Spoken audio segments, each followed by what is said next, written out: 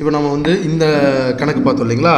இப்போ இதே மாதிரி இன்னொரு சம் பார்க்க போகிறோம். இப்போ இந்த வீடியோவில் நான் கீழே டிஸ்கிரிப்ஷனில் இந்த கணக்கினுடைய லிங்க் நான் கொடுக்குறேன். நீங்கள் இதை பார்த்துட்டு இப்போ நான் போடக்கூடிய இந்த சம்மை நீங்கள் போட்டிங்கன்னா உங்களுக்கு ஈஸியாக எளிமையாக புரியும். வழக்கம் போல் தான் ஃபஸ்ட்டு கணக்கு நீங்கள் பார்க்குறதுக்கு முன்னாடி அது ஆர்டராக இருக்கான்றதை செக் பண்ணிக்கோங்க.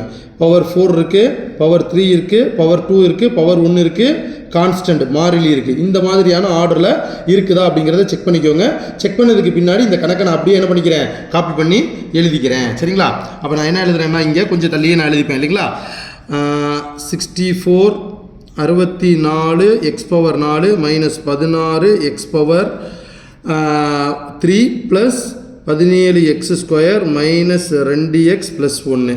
இதை நான் என்ன பண்ண போகிறேன் அப்படின்னு சொல்லி சொன்னேன்னா வர்க்க மூலம் நான் கண்டுபிடிக்க போகிறேன். நிதானமாக பாருங்கள், ரொம்ப அவசரம்லாம் வேண்டாம். ஃபர்ஸ்ட் ஸ்டெப் எப்பயுமே ஃபர்ஸ்ட் நம்பரை மட்டும்தான் எடுப்போம். எப்படி பார்த்தாலும் எனக்கு இங்கே 64x⁴ தான் வரணும். அப்போ இங்கேயும் நான் ஒரே நம்பரால் மல்டிப்ளை பண்ண போகிறேன். இதுக்கு முன்னாடி உள்ள வீடியோ தயவுசெய்து பார்த்துட்டு இங்கே வாங்க, ஏன்னா அதில் கொஞ்சம் நான் எலாபரேட்டாக சொல்லியிருப்பேன். ஸோ இங்கேயும் ஒரே நம்பரை நான் என்ன பண்ண போகிறேன், மல்டிப்ளை பண்ண போகிறேன். மல்டிப்ளை பண்ணுறதா இருந்தால் இங்கே 64 எந்த ரெண்டு நம்பர் ஒரே நம்பராக மல்டிப்ளை பண்ணும்பொழுது வரும்? 1 1 2 4 3 9 4 16 5 25 6 36 7 49 8 8 அதாவது 8 8 64. அப்போ 8x², 8x². இவங்க ரெண்டு பேரையும் மல்டிப்ளை பண்ணால் நமக்கு என்ன கிடைக்கும்? இங்கே 64x⁴ கிடைக்கும். அப்போ ப்ளஸ்ஸும் மைனஸும் கேன்சல் ஆகிடும். அதனால தான் இங்கே மைனஸ் போட்டிருக்கேன். புரியுதுங்களா? அடுத்து 2 ஸ்டெப்பை கீழே இறக்குங்க. Minus 16x³ plus 17x². இப்போ நான் போன கணக்கில் நான் இந்த ஸ்டெப்பை சொன்னேன். இங்கே எந்த நம்பர் இருந்தாலும் அந்த நம்பரை 2ஆல் பெருக்கி போடணும் அப்படின்னு சொல்லியிருந்தேன். சரிங்களா? எந்த நம்பர் இருந்தாலும் அந்த நம்பர் 2ஆல் பெருக்கணும், 2ஆல் பெருக்கணும்னு சொல்லியிருந்தேன். 2ஆல் பெருக்கி போட்டுருவோமா இங்கே? அப்போ 8 2ஆல் பெருக்கணும்னா 16x⁴. x பவர் மல்டிப்ளை பண்ணக்கூடாது, நம்பரை மட்டும் தான் பெருக்கணும். சரிங்களா? போட்டுட்டு இங்கே ப்ளஸ் இருந்தால் மேலே ப்ளஸ் வரும், இங்கேயும் ப்ளஸ் வரும். இங்கே மைனஸ் இருந்ததுன்னா இங்கே மைனஸ் வரும், இங்கேயும் மைனஸ் வரும். இப்போ இவரை மறந்துடுங்க. ஏதோ ஒரு நம்பரை 16ஆல் பெருக்குனா 16 வரணும். ஏதோ ஒரு நம்பரை 16ஆல் பெருக்குனா 16 வரும். எந்த நம்பருங்க? ஒரு 16 16. சரிங்களா? அப்போ இங்கே x² இருக்குது. அதுக்கு அடுத்த டைம் நமக்கு என்ன வரும்? 1xன்னு வரும். இந்த 1xன்னு போட்டாலும் வெறும் எக்ஸ்ன்னு போட்டாலும் ஒன்று தான். நல்லா புரிஞ்சுக்கணும். 1xனாலும் வெறும் எக்ஸ்னாலும், இப்போ இங்கே எக்ஸ் இருக்குன்னு அர்த்தங்களேன். என்ன அர்த்தம்னா ஒரு எக்ஸ்ன்னு அர்த்தம். என்ன அர்த்தம்? 2xன்னு நம்ம 2xன்னு போட்டுக்குவோம். புரியுதுங்களா? அப்போ இங்கே எந்த நம்பர் போடுறோமோ அதே நம்பர் தான் என்ன பண்ணணும், இங்கேயும் போடணும். இப்போ minus into plus minus 16x³ 16x² into x 16x³ minus into minus plus 1 into 1 x into x வந்து எவ்வளோ வருங்க? x² சொல்லி வரும்.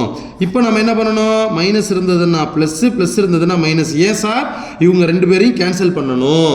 அடுத்து 17 மைனஸ் 1ன்னு அர்த்தம்.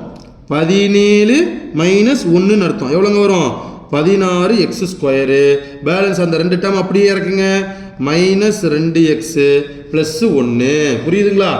இப்போ அடுத்த ஸ்டெப்பில் இவங்க ரெண்டு பேரையுமே என்ன பண்ணணும், நம்ம 2ஆல் மல்டிப்ளை பண்ணி இங்கே போட போகிறோம். 2ஆல் மல்டிப்ளை பண்ணி போடுறது எவ்வளோங்க வரும்? 16x² மைனஸ்க்கு minus 2x. கவனமாக பார்க்கணும். புரியுதா? அடுத்து இங்கே என்ன இருக்குது? ப்ளஸ் இருக்குது. முன்னாடி என்ன சைன் இருக்குங்க? ப்ளஸ் சைன் இருக்குது. அந்த ப்ளஸ்ஸை இங்கேயும் போடணும், இங்கேயும் போடணும். கடைசி நம்பர் பாருங்க, 1. அப்போ எந்த 2 நம்பரை மல்டிப்ளை பண்ணால் 1 கிடைக்கும்? 1 சரியா? இப்போ இங்கே இந்த 1 வச்சு அப்படியே மல்டிப்ளை பண்ணால் இந்த நம்பர் அப்படியே வந்துடும். அப்புறம் சைனை மாற்றிக்கிற வேண்டியதான். Minus plus minus 0. கடைசி நமக்கு ஆன்சர் எப்படி எழுதணும்?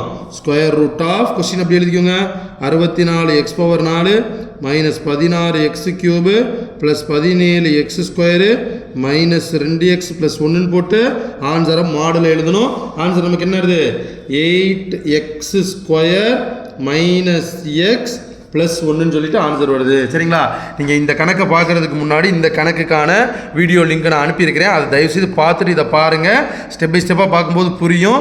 ரொம்ப முக்கியமான 5 மார்க்கு. தயவுசெய்து இந்த சம்ம நீங்கள் பார்க்காம இருந்துடாதீங்க. புரியலைன்னா எந்த ஸ்டெப்பில் புரியலை அப்படிங்கிறத என்கிட்ட கேளுங்க, நான் உங்களுக்கு சொல்லித்தர்றேன்.